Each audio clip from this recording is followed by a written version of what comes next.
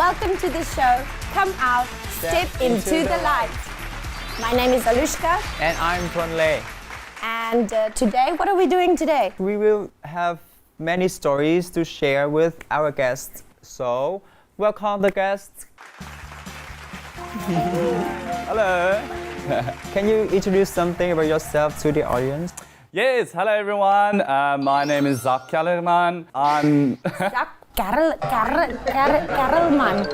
Yeah, it's a mouthful, but I respond to anything, so you can call me anything. I'm 26 years old. I'm originally from Cape Town in sunny South Africa, and... Yes, I'm from South Africa too. Yeah, and I've been living in Vietnam just over a year now. How long have you been living here? I am Vietnamese, sorry. Okay. What brought you to Vietnam? Well, yeah, a lot of people ask me that always. There's no particular reason I came here. After studying, I really wanted to go abroad. How many countries have you been before you went to Vietnam? Probably about 20. Holy moly, 20! Okay, and of all of those, you decided to stay in Vietnam? Why? Yeah, I don't know, I didn't know a lot about Vietnam. I wanted to go abroad, the opportunity was there between a few countries, and actually it was just the climate that brought me here because I don't like the cold. Neither do I. Vietnam is so nice and hot. Are there any countries that you would like to visit? Actually, I don't like to travel a lot. I just want to stay here. Why? Yep. I don't know, because I'm one of a kind. Okay. And what do you do for living here in Vietnam? I'm an English instructor. Yeah. When did you realize that you are different from the other boys? I think at a very, very young age I knew it. Probably 6, 7 years old. I would rather play with girls than throw a rugby ball around the guys. That just didn't tickle my fancy at all. I just knew I wasn't the same as my friends that were boys. Yeah. Do you think that in general you had a good childhood being so different, or was it difficult for you? I think there was difficult parts of it, but it was more an inner struggle for me. Being gay, usually naturally, you're very self-confident. Yeah. It comes with it. Yeah, I can feel it actually. The energy around him is just quite confident. Yeah. So from a young age, I was very confident and self-assured, and I knew I had to be strong always. But I was very confident from a young boy, so when I was being called names a few times, and I would just say something witty, and I was like, y'all are a bit dumber than I am, so I don't really care. Just because I can't throw a ball doesn't mean I'm any less of a person. Yeah. That didn't bother me too much, to be honest. Yeah. So you didn't have to hide yourself? Well, I didn't come out, if that's really I wasn't openly gay, definitely not. I was just very confident in myself by living a lie, essentially. But you still had fun, right? Yeah, I had a lot of fun. What kind of things did you do to hide that you were gay? Well, as most gay men, I was dating girls. Oh my God! Did you ever date a girl? Sure. Why not? God, I'm always so interested in how this happens. How does a gay guy date a girl, and is it real love? Of course not, because when I was in high school, I just want to hide myself from my friends. I don't want them to recognize that I'm gay, so I just date a girl.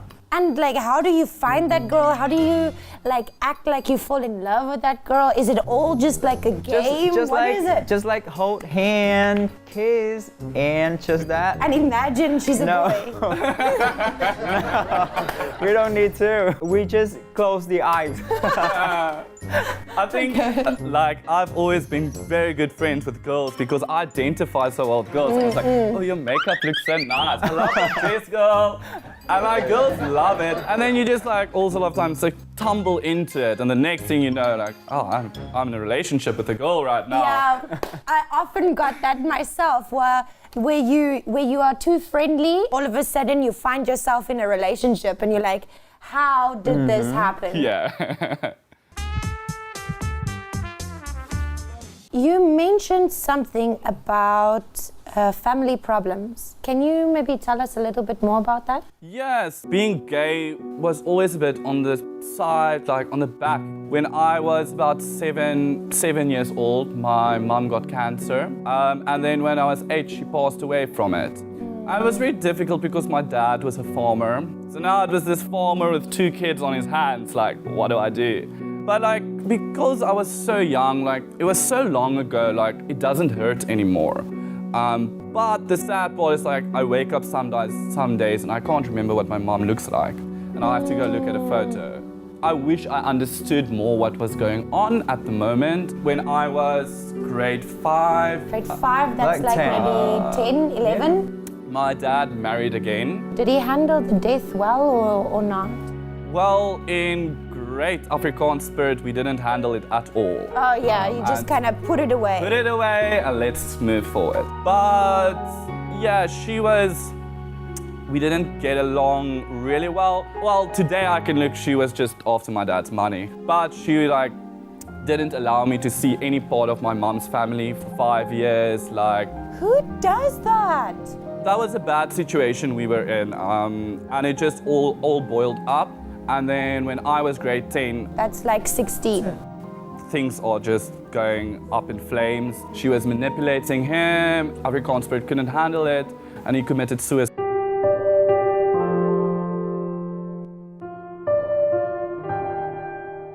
I'm getting like goosebumps. Yeah, it's, Oh my god. that isn't the biggest problem in my life right now. It's like, where am I going to live?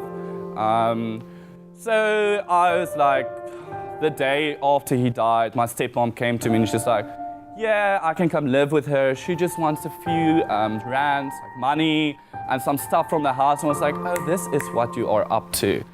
And then, so I got an interdict against her. And yeah, I haven't seen or spoke to her since. Bravo. Yeah. Well done. I just needed that toxic out of my life. So I went to live with my aunt and uncle, my dad's brother, but they were very older, but they're the best people on earth. So they were about 70 years old when they took me in. What? Yeah. Okay. So then, like my last 3 years in school, I was living with them. And yeah, then finished school, I did great, like I got straight A's, like I was head boy of the school. Yeah. It's quite hard to be the head boy of the school. I was just like, always, I need to fight. Like, pick your head up and fight another day because you have to. That's life. I feel like that's the South African spirit, to be honest. Yeah. Like, we are taught from a young age to just keep fighting.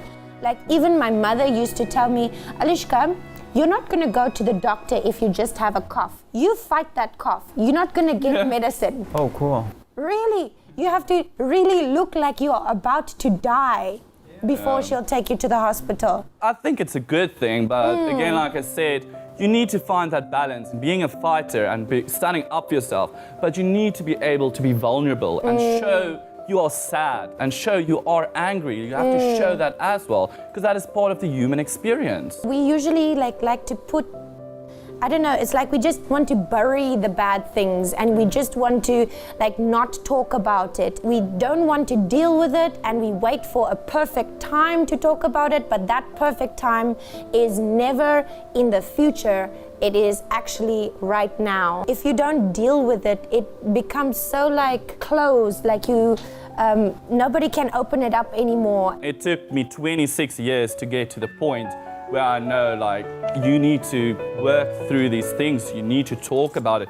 You need to have those feelings, and it's okay not always to be strong and to be vulnerable. It is okay. Leading into that, when you were being so strong and taking care of yourself, was there somebody that you could talk to, or what was your way out? I don't know, I've always had a creative outlet. I've always loved drama in school, performed poetry. I did that! Yeah! I did the same thing.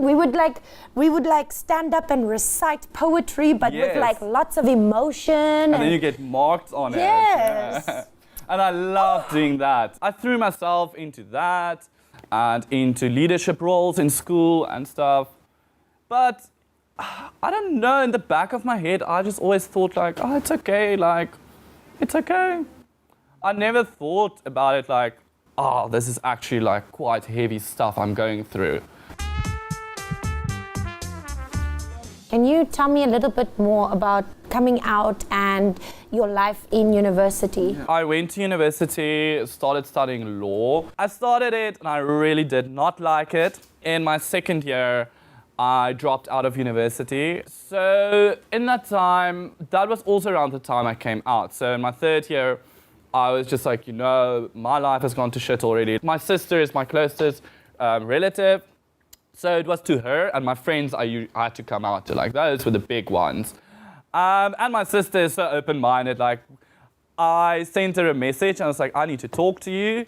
And like, we went for coffee and I was like, I need to tell you something. And listen here, I'm gay. And she's like, oh, I know that. What coffee do you want? She was just like, yeah, whatever. Like, and that was for me so cool. Like, she was just like, I don't really care. Like, I love you for you. My other was my group of friends. And that was difficult because like I was dating a girl in that group of friends and we were so close. I was out in town and I was a bit drunk. So like I literally like called a few of my friends and was like, listen up, I'm gay, I'm here. Like all of them were so supportive. The next day I had to wake up and I was like, what did I do? What did I do now? I mean, it's been worse. So I was like, actually, it's for the best. I should have done this a long time ago. And like, I saw everyone's texts and they were so supportive and everything. In that period of time, the only thing I regret about it, like really regret about it, is I should have used that time to explore my gay side. I should have used that time to learn to know the new me because I was too high. I'm celebrating, right? It's yeah. like, I'm celebrating, I'm gay, but I'm not really getting to know myself, exactly. right? Like when I left South Africa, I was at a very low point and like coming out to other people was difficult. But I think the most difficult part for me was coming to terms with myself and not hating myself. Because I hated myself for a very long time for being gay. I did not want to be gay and I tried a lot of things. Like I watched so much straight porn and thinking that was gonna turn me straight. Did not work, girl, did not work. But I think the big struggle for me was unhating myself and starting to love myself. The day I left South Africa, I was like, this is where I stop.